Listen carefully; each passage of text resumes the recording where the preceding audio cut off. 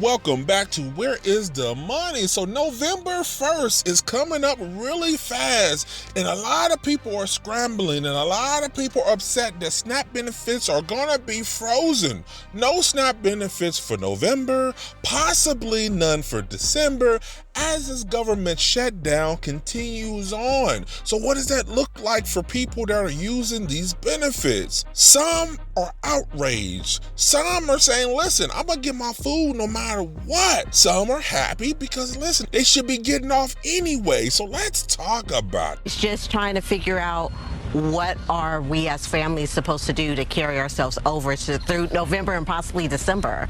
Families who need SNAP benefits to get by are headed into a bleak holiday season, possibly with no government food assistance because of the federal shutdown.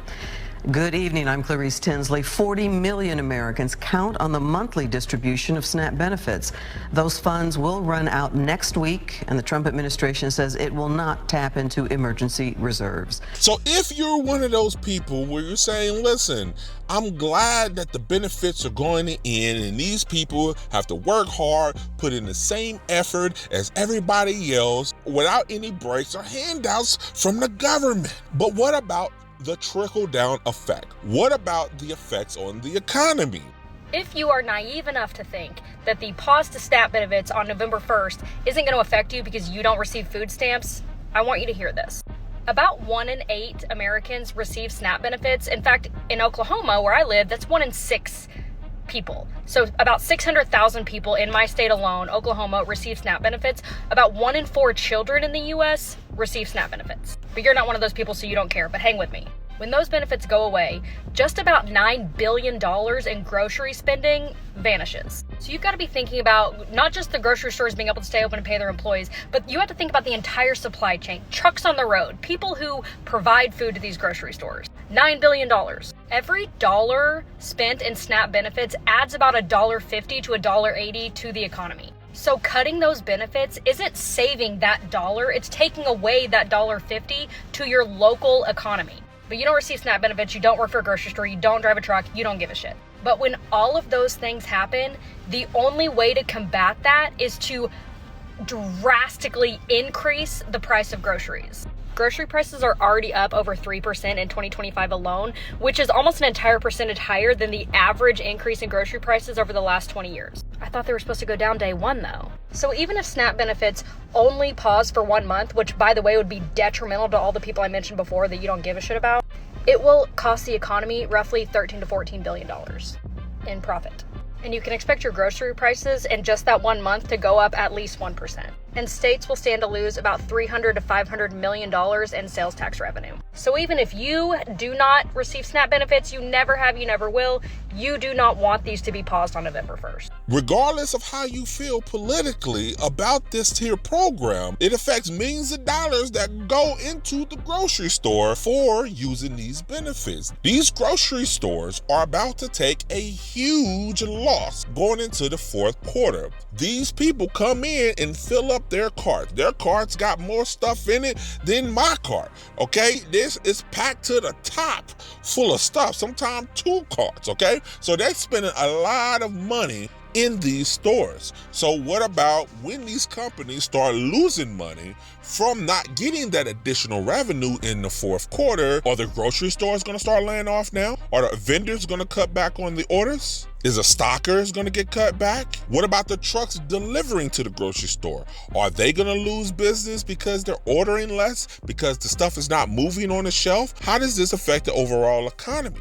One question for those of you who receive SNAP, EBT, food stamps, whatever you want to call them, benefit. Why are you okay relying on the federal government to feed your family, the family that you willingly created? Everybody out here is in an uproar about this mom who said that she used her EBT benefits to buy a pumpkin to decorate with her children. And I don't know, I'd have to agree. People are out here saying, why do poor people not deserve to have a pumpkin? If you are able to work and you are willing to work, we have spent years on this app with people out here doing grocery hauls of junk food that they bought with their EBT benefits. And yet now you know how everybody else feels when they can't afford groceries for their family but don't qualify for EBT benefits because, well, we're honest, hardworking people. I digress. At what point do you start to feel a little bit of shame, but then also open your eyes to these are the people that you voted into office? Do you understand and realize that the Democrats that are in office, like Chuck Schumer, are the ones that you put there that are keeping you with no food on your table? Do you know who they're also keeping with no food on their table? Federal workers. There are federal workers who are not getting paid right now. So if we can come to an agreement on anything, can we come to an agreement that the Democrats are absolute scumbags and they refuse to care anything about the American people, all because they want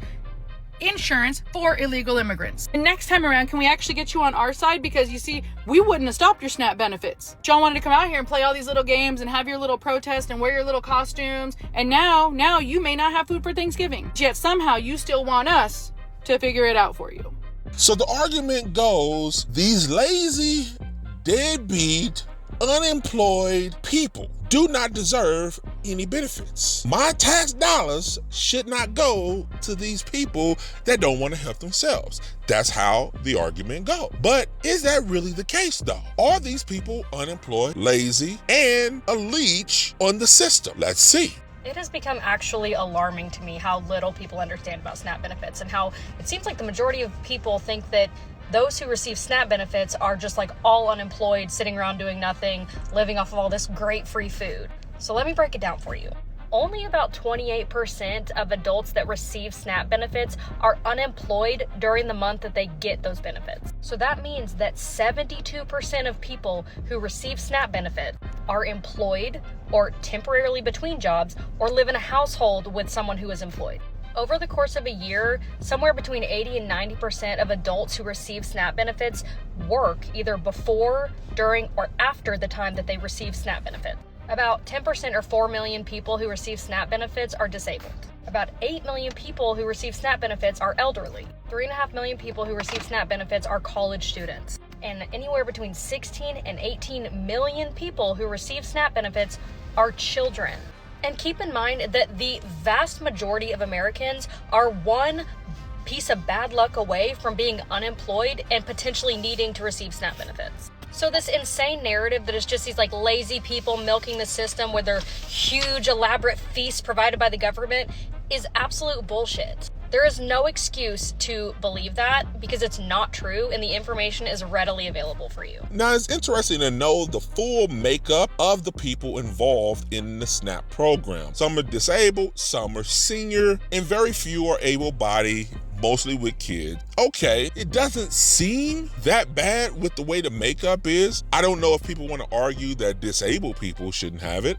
I don't know if they want to argue that seniors shouldn't have it. I think they're more concerned about the able-bodied. I don't know. That's just what I hear. But let's dig into it further. Let's hear it from a person that's actually receiving benefits in order to hear her story about what her life is, how her experiences are on it, and what is she trying to do? Is she lazy? Is she unemployed? Is she a deadbeat? Or are we getting this wrong here? We all know that SNAP benefits are ending for the month of November for many, many people because of the government shutdown, and these comments on people's TikToks about it are making me fucking sick. So let's talk about it because as somebody that's on SNAP, I want to clue you in on something. Hi, my name's Kat. I'm a single mother of a 3-year-old. I'm a full-time student and I'm a full-time employee. I pay rent. I pay $300 a week for daycare. I pay bills. I pay everyday expenses. And I'm on SNAP.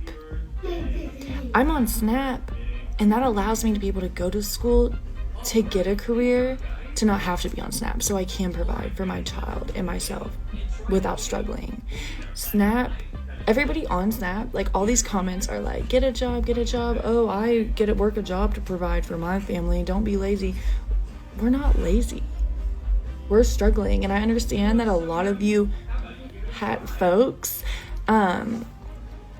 don't know what struggle looks like, but it's hard.